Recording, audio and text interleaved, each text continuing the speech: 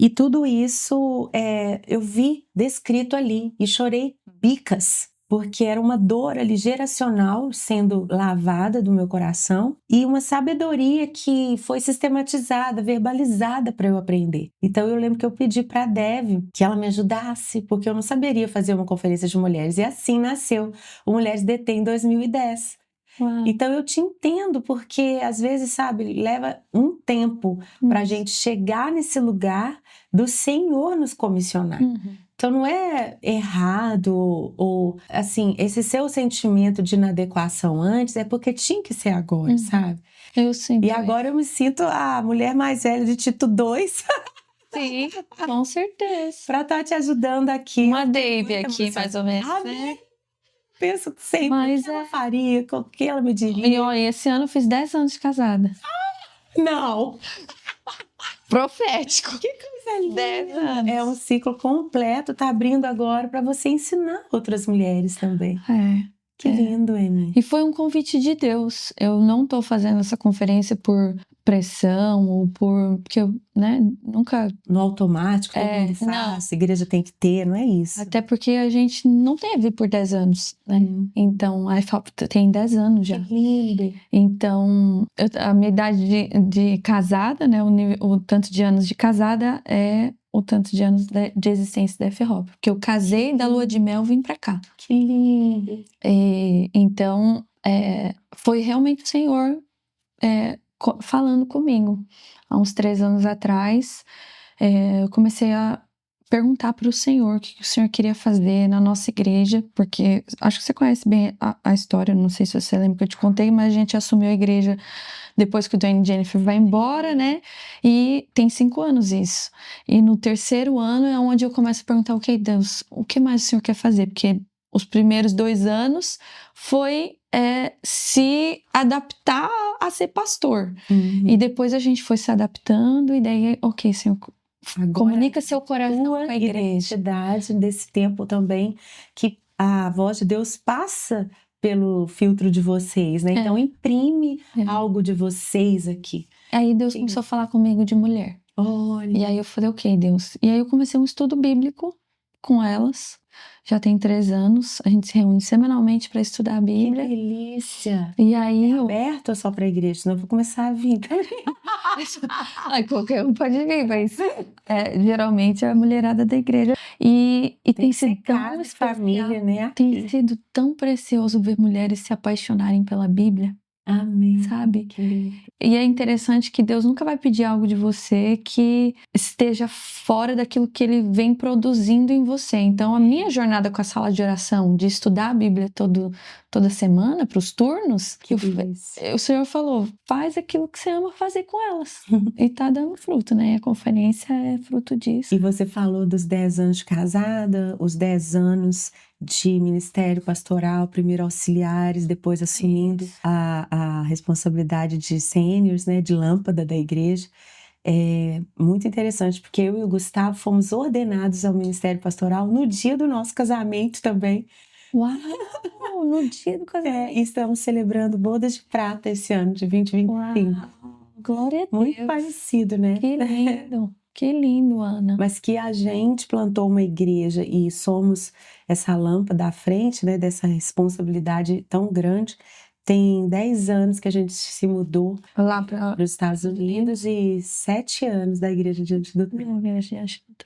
E hoje lá com mulheres existe um trabalho local. Sim, também. Mulheres DT, Igreja DT, que a gente chama. Que Mulheres DT começou aqui no Brasil desde 2010, mas a Igreja DT tem também o Mulheres DT. Igreja DT. Legal, que muito bem. legal. E como eu também sou itinerante, que eu acho que também combina muito com a sua história, o tanto que eu estiver presente, eu estou me doando e também interagindo, cultivando amizade com algumas ali mais próximas. Mas a gente sempre faz o calendário da igreja para que eu possa estar nos momentos mais importantes para o coletivo. Sim. Mas elas não dependem totalmente da minha presença, elas só estão com o meu acompanhamento, ainda mais online, WhatsApp, a gente tem como acompanhar tudo, mas elas estão fazendo. Então é muito lindo como que nós temos os PGs Rosa, que são os pequenos grupos de mulheres, que fazem o estudo da Escola de Mulheres Diante do Trono, que já tem um conteúdo online para o corpo de Cristo, né? Sim. E elas são tipo, a minha casa é meu lugar de experimentar, né? Poxa. Então a gente transforma todo esse conteúdo em estudo de pequeno grupo de mulheres e elas amam, elas se divertem tanto, porque aí tem dinâmicas, tem toda uma adaptação para reunião de pequenos grupos, né? E aí elas também me dão feedback, o que elas acham que eu poderia melhorar naquilo, porque a gente também está preparando para que as igrejas locais possam usufruir disso. Quando estiver pronto, eu vou te mandar. Eu quero, com certeza. Mas tem sido uma aventura com Deus, essa vivência para depois da minha casa nuclear, viver na casa da igreja local, a casa espiritual da igreja local, e depois transferir isso para a igreja noiva, né? A casa de Deus, que somos todo o corpo de Cristo. Então, essa coisa que começa aqui no íntimo, né? Essa realidade do íntimo que você falou, Ana, é de verdade, né? É disso que vai para a igreja local e é disso que vai para o corpo, né? O corpo, as nações, né? Então eu amo, eu falo assim, se for convite de conferência de mulheres, vamos tentar, porque eu amo, vamos tentar encaixar na agenda. Aí para minha equipe eu peço, porque para mim tem sido a minha compreensão, não abandonando os outros aspectos do chamado de Deus na minha vida, mas tem sido a maior das minhas realizações, ministrar para mulheres. Uau, que bênção, Ana. Mas eu acho que é o que você falou, de fases da vida, né? As mulheres mais velhas de Tito instruindo as mais novas. Eu acho que eu tô lendo a Bíblia e tô virando o que ela fala sobre mim mesmo. Tô me tornando o que ela me chama para ser. Nossa, eu acho isso tão importante. Eu acho que a gente vive dias em que isso se perdeu um pouco, né, Ana? De mulheres mais velhas instruírem as mais novas e as mais novas darem ouvidos também às mais velhas. E eu vejo a necessidade de não desconectar as gerações. Malaquias 4, né? As gerações, e eu vejo que isso é um valor para você, né? De estar conectada com as gerações. Sim. Eu vi você falando sobre isso lá na gravação que eu tive, a participação lá do Sim Amém. Você falou muito sobre isso, sobre as gerações. Nós estamos ali em várias gerações, né? E como que você enxerga isso falando de mulheres? Como é na prática isso para você, mulheres mais velhas instruindo as mais novas, e a importância disso no desenvolvimento da espiritualidade das mulheres? Eu vou citar a Dev de novo, porque o sobrenome dela era Tito, né?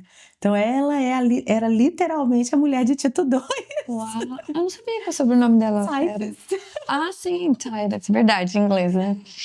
E aí, o que o Senhor me ensinou também por meio dela é que as multidões, assim como nos evangelhos nós lemos, elas são importantes, né? Os números de alcance, nós não vamos menosprezar a beleza disso, e que essa semente possa ser lançada mesmo a milhões de uma vez só, a zilhões de uma vez só. Só a nossa geração pode fazer isso, né? Nem Jesus falava para uma audiência tão grande como nós falamos hoje. Eu acho que isso já é uma obras maiores vocês farão. Sim. Mas ela saiu de uma conferência uma vez na Califórnia, quando ela era da meia-idade dela, 30, quase 40 anos, assim, e ela já era uma preletora convidada para todas as maiores conferências de mulheres dos Estados Unidos naquele tempo. E ela disse que tinha umas 14 mil mulheres numa arena, tipo um estádio, e foi uma bênção a conferência, mas ela voltou para o quarto do hotel com um vazio muito grande. E aí ela começou assim a questionar ali na poltrona, conversando com o Senhor, que tristeza era aquela. E a Bíblia, ela usa muito bem essa expressão, né, da tristeza segundo Deus, que ela conduz ao arrependimento, no sentido que é uma santa angústia, uma santa tristeza que gera vida, que não conduz à morte. Então a gente tem que perguntar, né, por que estás abatida, minha alma? Por que te perturbas dentro de mim? E ouvir a resposta, porque o Espírito Santo está ali conversando com a gente, nos levando, né, a conversar, a ouvi-lo e ali naquele diálogo com ele, a concluir algo. E ela disse que ouviu claramente o Senhor falando para ela que estava chegando esse novo tempo em que ela não iria mais falar para multidões, que era para ela negar os próximos convites, honrar só o que ela tinha, não continuar preenchendo a agenda com eventos grandes, e que era para ela sentar porque ele ia ensiná-la um outro caminho. Porque ela disse que ele falou para ela, né, que não era tão eficaz falar para a multidão, que ainda faltava para ela esse grupo mais próximo que até Jesus tinha, né? Tinha as duas coisas, igual ele falou, né? Vocês não devem fazer isso sem deixar de fazer aquilo, né? Então, vocês não devem só cuidar das suas velhas, suas viúvas da família e deixar de dar o dízimo. Não, faça isso e aquilo. Eu estou usando a expressão tirando do contexto, mas o princípio é o mesmo, né? Então, fale para as multidões, mas busque também você ter um grupo menor por perto que você possa investir vida com vida.